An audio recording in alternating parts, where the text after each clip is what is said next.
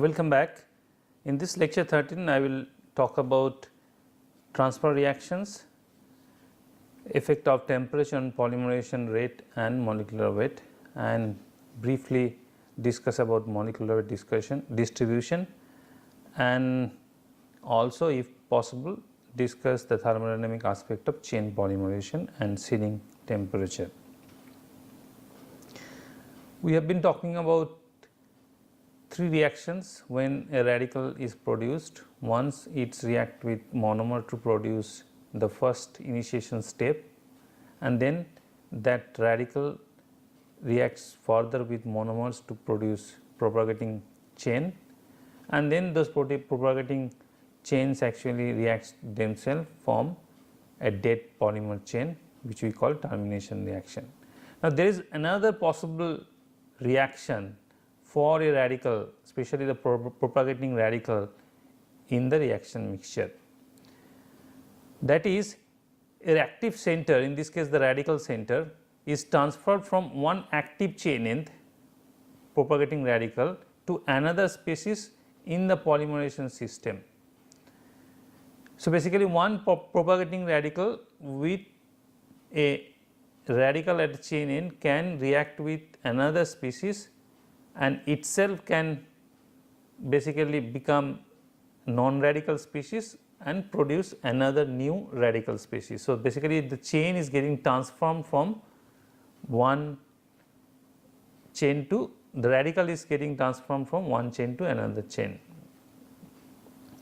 And what are these species possible? It could be the solvent, it could be the monomer, initiator, it could be a deliberately added transfer agents, which are generally called chain transfer agents, and maybe some impurities present in the reaction mixture or the polymer itself.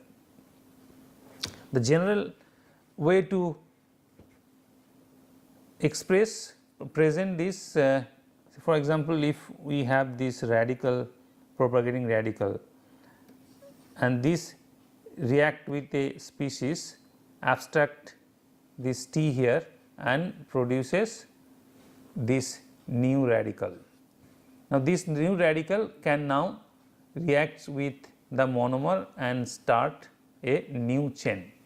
So, this is called transfer reaction, and as we mentioned, this transfer agent could be solvent, monomer, initiator, or we can add this TA transfer agent from outside for controlling the molecular weight or functionalize the polymer chain.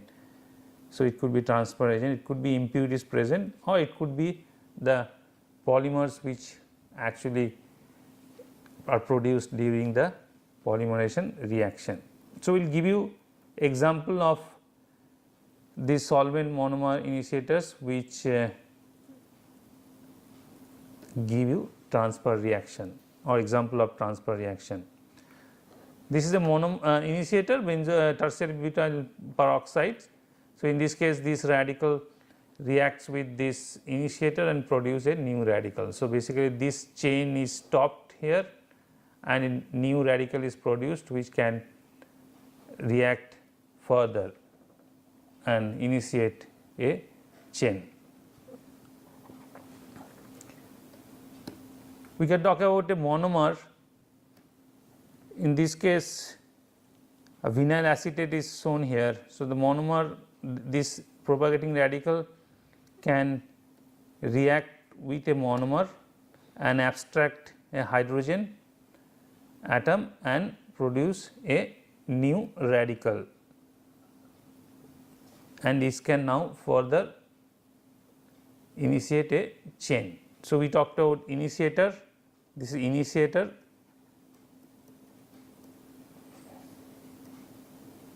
this is monomer,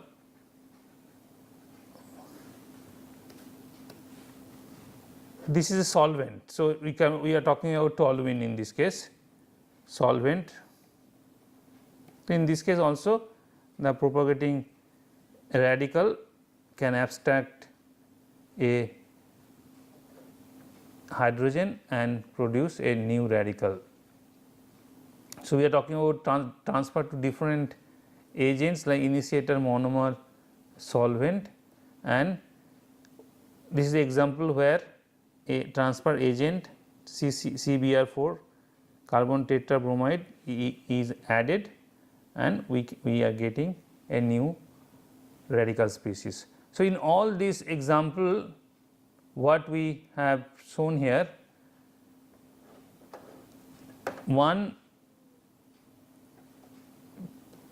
propagating radical which is reacting with a new species or another species, not the, and producing a new radical, and the original propagating radical is actually becoming non-radical species and a polymer is produced in this case, and this radical is producing or reacting with monomer to start or initiate a new polymer chain. So, you can see that one chain, one original propagating radical is actually creating one dead polymer chain and another radical which is producing another polymer chain. So, basically originally one polymer chain, if there was no transfer reaction, it would have created one or two depending upon the type of termination, coupling or disproportionation, but in this case additional chain is getting created.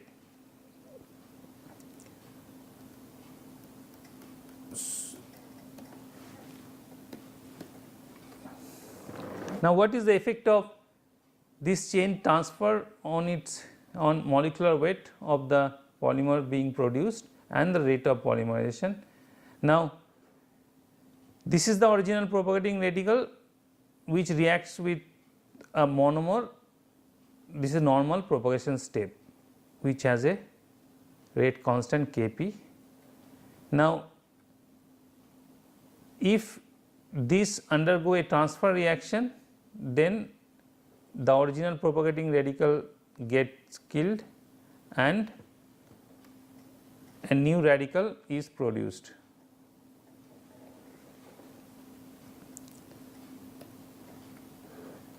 And this new radical which is produced, it can react with monomer and further initiate a polymer chain. So, there are three corresponding rate constant. This is the normal propagation rate constant, this is transfer rate constant, this is reinitiation rate constant. Now, depending upon the value or relative values of this rate constant, we can find out what is the effect of molecular weight and rate of polymerization.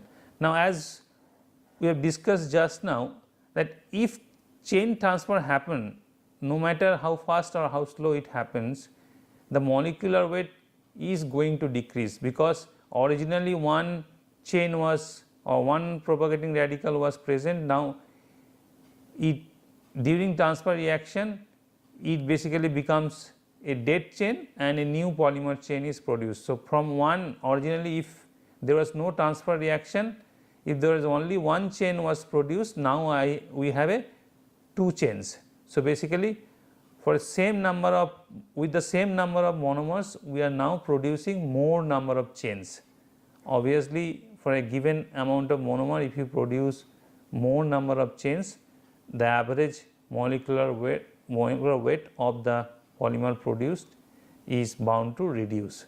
So, no matter what is the rate at which chain transfer happen, once the chain transfer happen, the molecular weight is going to decrease. Now, how extent, to what extent it is going to decrease, it will depend on this relative value of this three rate constant Kp, Ktr and rate of reinitiation. So, we compare these three and we will know that how it affects on the rate of polymerization and molecular weight. So, if the original rate of propagation is much higher, than transfer reaction, then molecular weight will reduce, but to a lesser extent. If the original propagating rate was much lower compared to the transfer rate, then obviously there will be drastic decrease in molecular weight. And this is same. And if we look at the rate of polymerization, then if the rate of reinitiation is same as the original rate of propagation, then the rate of disappearance of monomer from the reaction mixture will remain same, because the new radical is basically consuming the monomers at same rate than the original propagating radical was doing. So, there is no effect of rate of polymerization. Now, if Ka, rate of initiation, is lower than the original Kp, then the rate of polymerization will be much lower than the original rate of polymerization. Now, if we combine those two cases, we have names for these situations.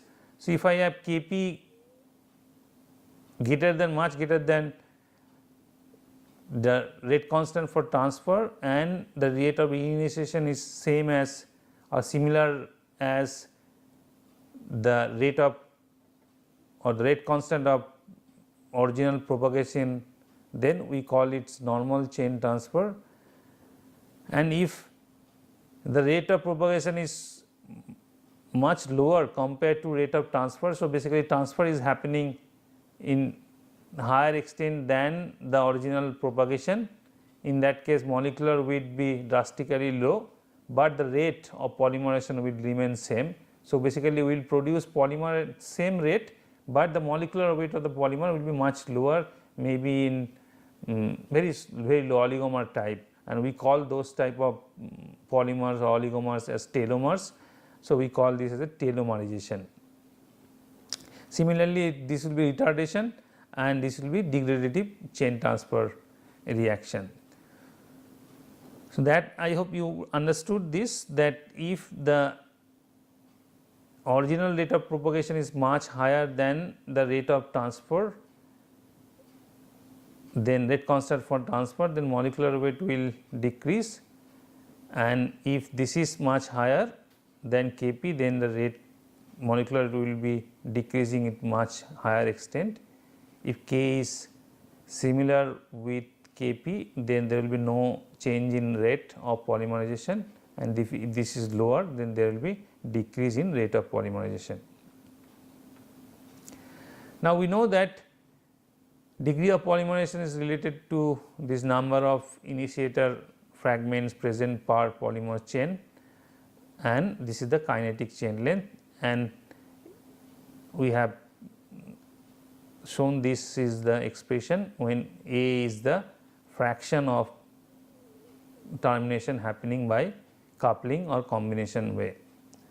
For simplicity, we will consider that A is 1, that means most of the or 100% of the termination is happening by coupling routes, just for simplicity. So, we will write A is equal to 1. So, x n is equal to 2 nu, and then we know this is given by Rp by Rt. And if I have transfer reaction, then during the transfer reaction also termination is happening. Some polymer, the propagating radical is also becoming dead and polymer is getting produced. So, in this case the degree of polymerization will be given by rate of polymerization divided by the original rate of termination plus the rate of transfer reaction, and the more and more transfer happen, the lower is the degree of polymerization or lower is the molecular weight of the resulting polymers.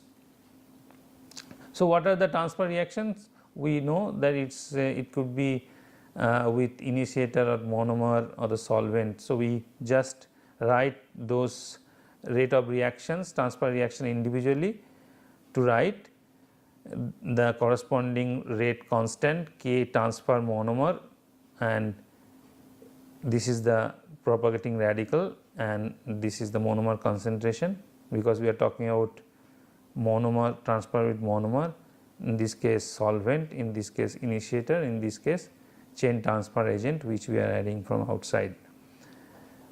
This same expression, now we, for simplicity, we can just put a 1 over both sides, reverse both sides, and we define different chain transfer coefficient. So, Cm is chain transfer coefficient for monomers, which is given by the rate constant for transfer to monomer by the original propagation rate constant. Similarly, we can talk about solvent rate transfer coefficient, initiator chain transfer coefficient, and chain transfer coefficient for the chain transfer agent, and we can put this value here to write this or to find this expression. So, this is the original, if there no transfer reaction was happening, this xn0 is the degree of polymerization without any chain transfer reaction, and this is called Mayo equation. So, the higher is the chain transfer, higher is the or lower is the molecular weight. So, depending upon these values of chain transfer constant, the higher is the value of this chain transfer constants, higher will be the propensity to get chain transfer.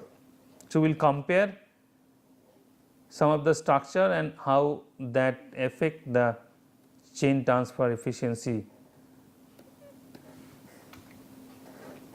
So, if we want to compare between some solvents like benzene, let me draw the structure.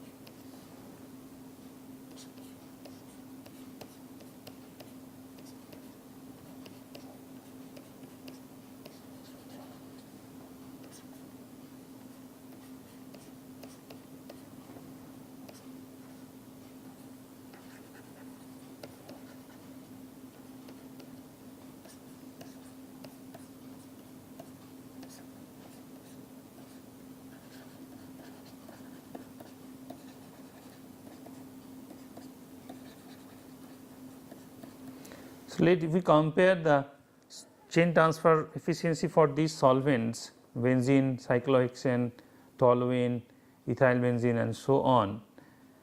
Now, if a radical, this hydrogen abstraction happen, there will be a radical generation in this case, radical generation here, and in this case the radical generation will be here. In this case the radical generation would be here, because abstracting this hydrogen atom is much easier than abstracting this hydrogen atom. So, the radical which will get generated in this case will be here. Similarly, if we write the radical, this is the hydrogen I have drawn, that is the most feasible hydrogen which will get abstracted.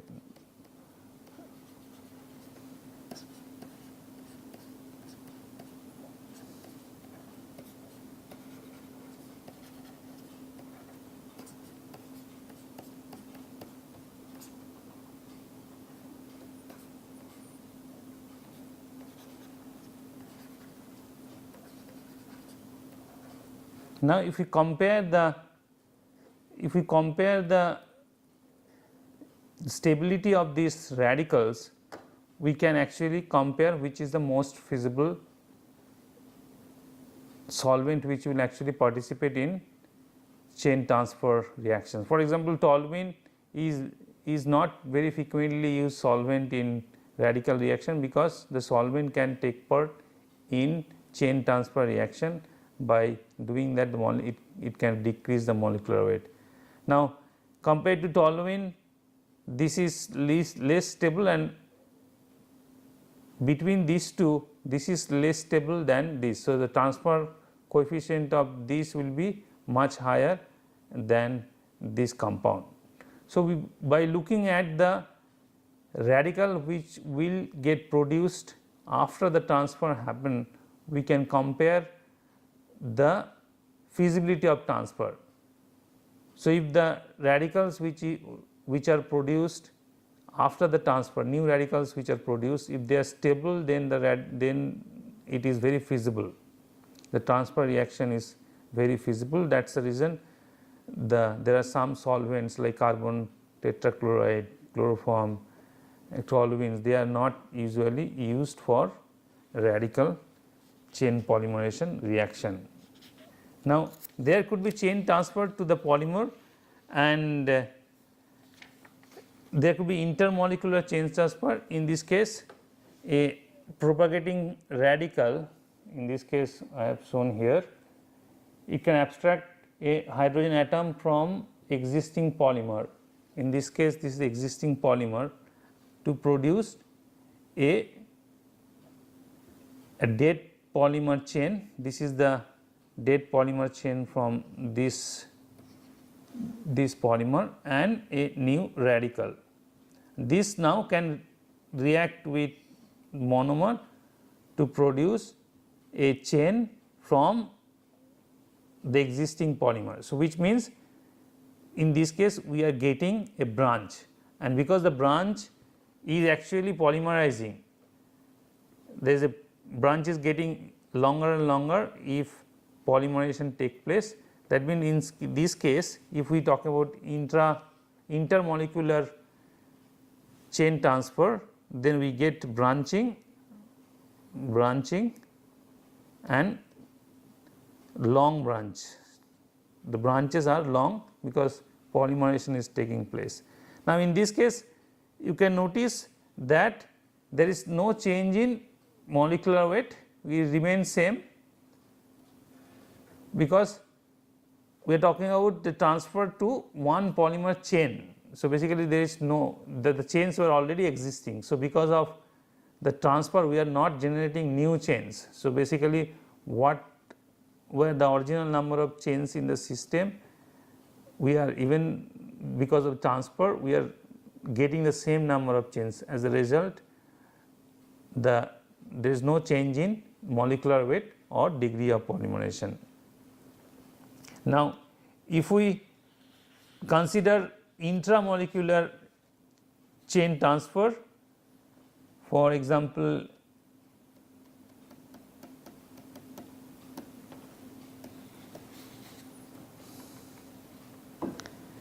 if we just take a simple case of say polyethylene, I have a long chain I am drawing, and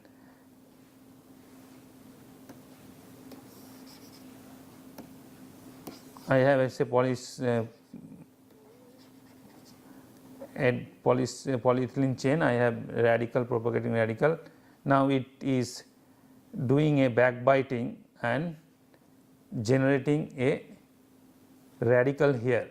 So, in this case we are getting a radical here, and this end is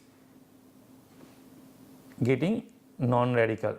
Now, from here we can generate a new, it can react with monomers and generate a further chain. So, in this case this would be my main polymer, and this would be a small branch. So, if we talk about intramolecular, we will get branches, but the length of the branch would be small. So, in case of intermolecular, we will get branches but it will be long branch, but in this case we will get branch which are small in length. So, that is the difference, but in this case also, as you can realize that there will be no change in the value of degree of polymerization or the value of molecular weight. So, no change.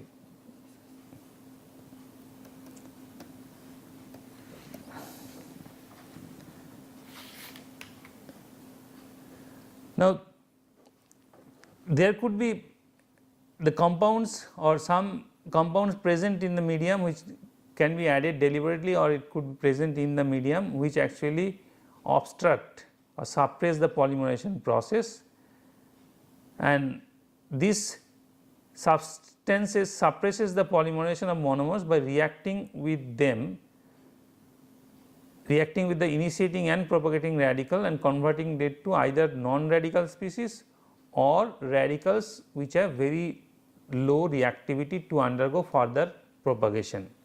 And we call these compounds as polymerization suppressors, and depending upon their efficiency or effectiveness, we can classify them either as inhibitors or retarders. Inhibitors actually, till they are present in the reaction mixture, they stop every radical, and the polymerization can be begin or polymer can be started only after these inhibitors are consumed. Now, that is, so there is some advantage of inhibitors. I was talking about the stabilization of styrene molecule.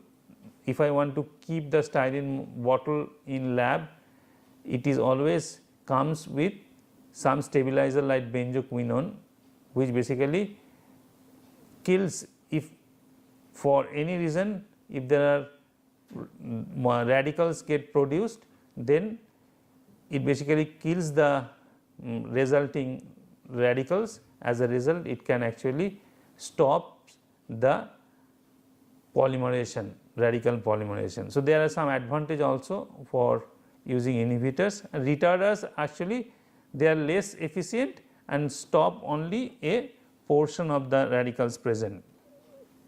So, if I draw a scheme where we are talking about conversion with time, then this is the original plot where there is no, this is normal reaction rate, and if there are some inhibitor present, then till the inhibitor is consumed. So, this is the time which basically all the initiator are getting all the inhibitors are getting consumed by the radical which are produced during the initiation steps. So, after they are consumed, you get the polymerization in same rate as if there was no inhibitor present, and retarders actually basically they slowed down the reaction rate from beginning. So, we classify this polymerization suppressor by inhibitors and retarders depending upon their effectiveness. Now, some example of these inhibitors, very common inhibitors are oxygen. Oxygen actually reacts with the propagating radical or initiating radical and form this peroxide radical, which is very stable, which can react with itself or react with another propagating radical and kill the radical. So, that is why most cases the polymerization, radical polymerizations are carried out in absence of oxygen. So, basically we basically remove the oxygen by passing inert gases like nitrogen or argon, or by sometimes if the oxygen has to be removed very effectively, then we do freeze thaw mechanism by which we can actually remove the dissolved molecular oxygen in the reaction mixture. There are some other compounds like benzoquinone, as I told you about styrene cases. So, they can be also react, they also react with the radicals and produce this type of species which can are non-reactive and they react with each other, and they are not able to basically further start a polymerization reaction. And as I said, this type of inhibitors are used for stabilizer for storing monomers. So, when somebody wants to use that monomer for polymerization, they need to distill out the monomer so that there is no inhibitor present in the monomers.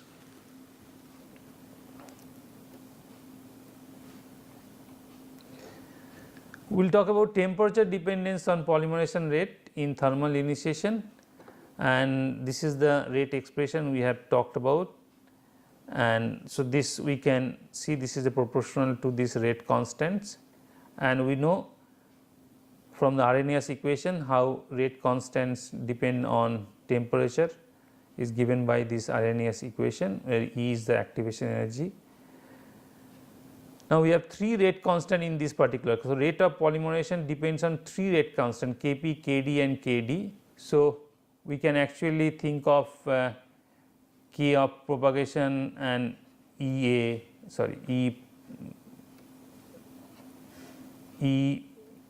propagation, or we can think about Kd and Ed, or we can think about Kt and corresponding Et. And so, combination of all these activation energies will give us the activation energy for the propagation or polymerization reaction. So, we can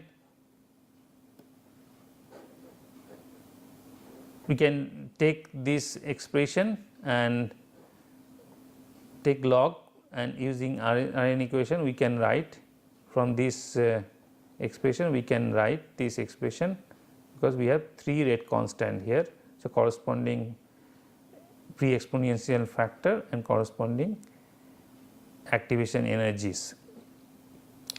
Now, this complete activation energy we can write as activation energy for polymerization, and so we can simplify this and write this activation energy for polymerization. Now, the typical value for thermally initiated polymerization, the typical value for EP is a radical reaction. So, the activation energy is less for a radical reaction. So, kilojoule per mole, and termination is even favorable. It is a reaction between 2 radicals. So, it is even less kilojoule per mole, but the dissociation ED it's a much slower reaction. So, as your activation energy is much higher.